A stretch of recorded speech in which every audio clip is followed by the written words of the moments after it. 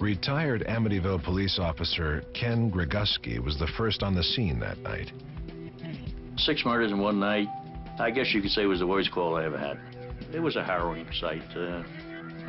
I wouldn't wish it on anybody to have to see this sight like I had seen that night. So who did it? Ronnie Butch DeFeo, the only surviving family member, quickly became the prime suspect. And although he gave various alibis, the cops eventually wore him down.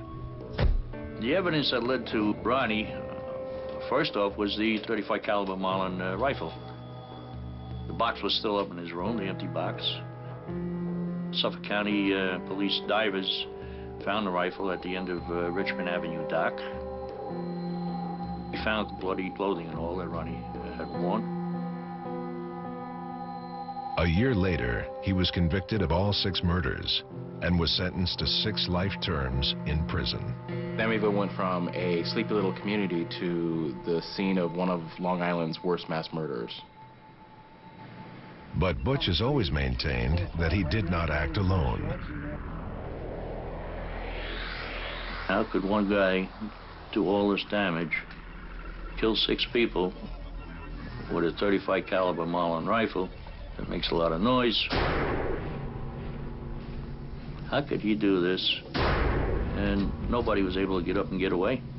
It was hard to believe. Regardless of what really happened that night, Kathy and George Lutz were pretty sure that the DeFeo murders had somehow contributed to the haunting of their house. So they brought in a group of paranormal investigators and a local news team to see if they were right. Psychic Lorraine Warren and her husband Ed were 2 of the 9 people who spent a frightful evening at 112 Ocean Avenue. It was not the Amityville Horror then. It was just another case. From the moment she entered the house, Lorraine Warren says that she was barraged with horrible visions. It was like evil personified. That's what it was really like.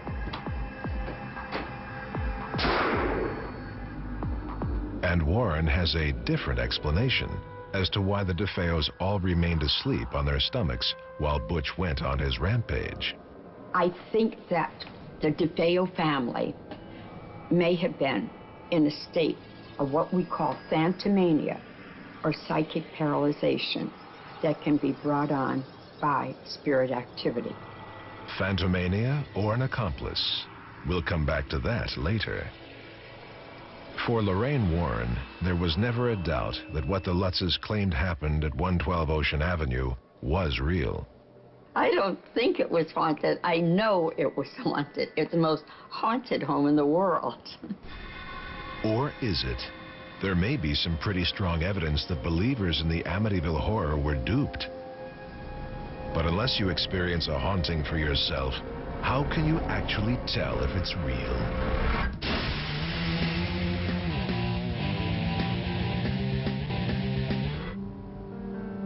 Today, Amityville, New York is still known as pretty much one thing: the location of the most haunted house in America.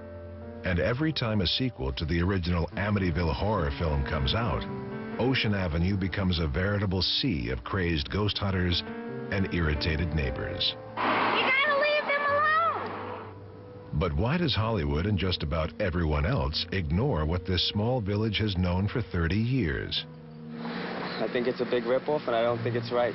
Definitely a hoax. I think these people are capitalizing on other people's tragedy. As far as I'm concerned, the whole thing was a bunch of baloney about the ghosts and the pigs and, you know. So how did it all start? In my research, I found that the creation of the stories that eventually led to Jay Anson's The Amityville Horror and this whole cottage industry of haunted house stuff basically came from 2 reasons. 1, the defense of Butch DeFeo, and 2, as a money-making scheme. The key to this mystery is that the Lutzes and Butch DeFeo's lawyer, William Weber, may have been in The defense was cahoots. based upon very good evidence According to a People magazine interview with Weber in September of 1979, he, George, and Kathy Lutz agreed over a bottle of wine to work together on a book about the DeFeo murders. The Lutzes would claim that the house was haunted. That would suggest that Butch DeFeo was possessed when he committed the murders. Some investigators believe that this story was concocted to win Butch a new trial. And in return, the Lutzes could get out of a mortgage that they couldn't afford and make money from the sale of the book and possible film deals down the road. The Lutzes worked with William Weber initially to get the information, set up the hoax, and so forth. William Weber claims to this day that he partnered with the Lutzes on a book, but it was never supposed to be a nonfiction book. It's a fraud. So he has been screaming from practically day one that this is a hoax. It didn't happen. The Amityville Horror was contrived. It was a fabricated story. The Lutzes have since passed away, but they always maintained that the hauntings were real, and psychic Lorraine Warren staunchly defends them. There is no inkling in any way, shape, or form that the Lutzes exaggerated anything that happened in the Amityville home. After they fled, they lost everything. They never made money. They never made any money at all. Others are a little more skeptical. When I interviewed George Lutz, he admitted to me that he made approximately $400,000 off the first book and movie alone. I really don't know. I don't know what made them pull up stakes. It could be hundreds of different theories. But I don't believe it was because the house was haunted. What about Father Pecoraro? Wouldn't his experience at 112 Ocean Avenue corroborate the Lutz's story? Father Ralph Pecoraro is dead today. From later interviews he gave to newspapers, it seems that Jay Anson's book, The Amityville Horror, got it wrong. The Catholic Church has come out and basically said that the events of that book never actually happened. So the hauntings were more fiction than fact. But what about the murders? The official account of the murders placed all the blame squarely on Butch DeFeo.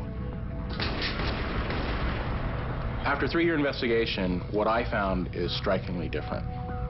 I discovered that Butch DeFeo had accomplices, including his sister, Dawn DeFeo. Whether Butch is telling the truth now or not is anyone's best guess.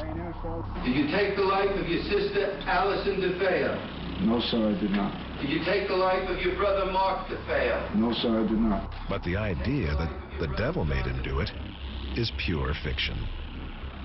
The voices and the demonic possession, that was all fictional stuff to sell books and movies. In the Amityville Horror. And sell them it did. The story has spawned 9 major motion pictures grossing hundreds of millions of dollars. And sales of Jay Anson's book are estimated at 10 million copies.